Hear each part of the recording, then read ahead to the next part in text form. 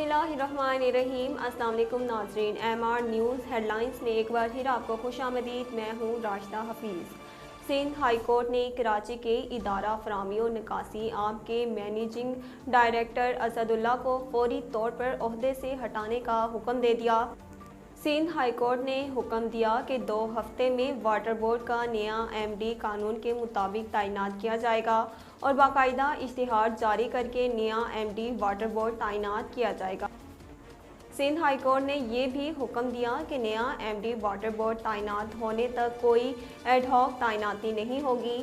Sindh high court ने फैसले में कहा कि बदकिस्मती से चीफ सेक्रेटरी ने सुप्रीम कोर्ट के फैसले पर अमल दरामद नहीं किया।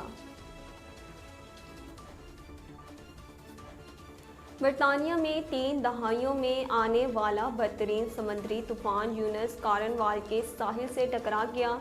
रिपोर्ट्स के मुताबिक तूफानी हवाओं के सबब कॉर्नवाल में सैकड़ों अफराद बिजली से महरूम हो गए और हज़ारों अफराद घरों में महसूर हैं। रिपोर्ट्स में बताया गया कि तूफान के टकराने के बाद 122 फी मील में घंटे की रफ्तार से हवाएं चल रही हैं।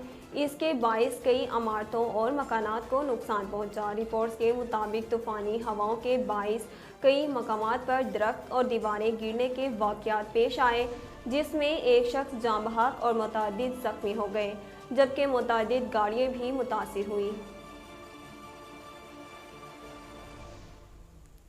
पाकिस्तान में आलमी वबा कोरोना से मज़ीद 26 अफराद इंतकाल कर गए और 1983 अफराद में कोरोना की तस्दीक हुई। पाकिस्तान में कोरोना के अदाद शुमार बताने वाली वेबसाइट के मुताबिक गुज़िश्ता 24 घंटों के दौरान मुल्क भर में कोरोना के 47,780 टेस्ट किए गए, जिनमें से 1983 अफराद में कोरोना वायरस की तस्दीक हुई, जबकि वायरस से 26 हिलाकतें हुई। सरकारी पोर्टल के मुताबिक मुल्क में गुज़िश्ता 24 घंटों के दौरान कोरोना के मुस्बत केसेस की शरह 4.15% रही।